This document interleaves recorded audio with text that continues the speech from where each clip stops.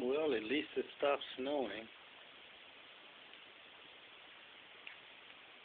This is what it looks like.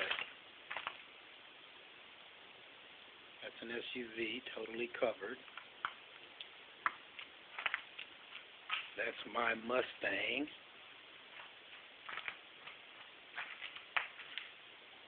And there's two vehicles over there covered almost to the rooftop.